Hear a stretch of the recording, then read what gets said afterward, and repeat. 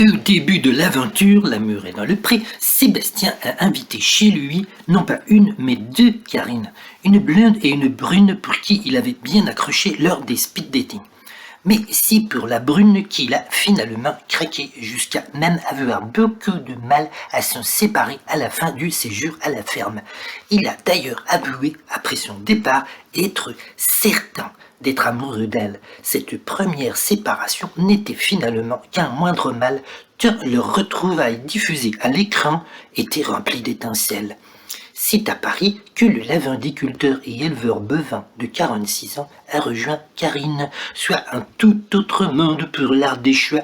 Dès son arrivée, il s'est d'ailleurs retrouvé un petit peu perdu dans les transports en commun, mais il était prêt à tout pour retrouver sa belle, et force est de constater que la distance n'a rien changé à leurs sentiments. L'alchimie était toujours aussi palpable entre eux. D'ailleurs, ils ne pouvaient pas s'empêcher de se couvrir de bisous.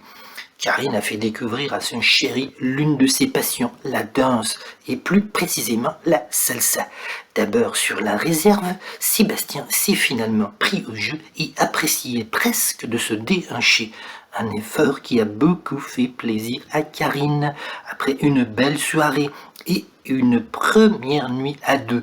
Plutôt câline, comme il leur fait comprendre, Sébastien et Karine se sont naturellement projetés sur leur future vie à deux. Karine veut lui faire découvrir Paris ainsi qu'à son fils et s'imagine déjà que ce dernier sera pote avec le sien. Ils formeraient alors une si belle famille recomposée. Pour finir, la jolie brune a présenté une personne importante à Sébastien, à savoir sa meilleure amie. Une rencontre lors de laquelle Sébastien a encore marqué de bons points, confirmant ainsi à Karine qu'ils se sont bien trouvés.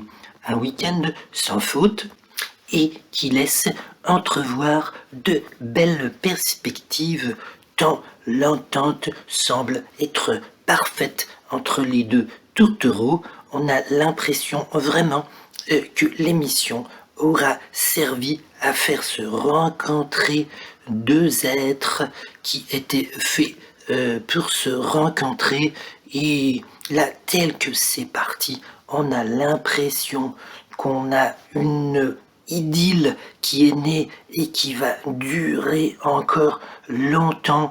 C'est de là, malgré la distance, malgré les différences, devrait pouvoir former un couple solide.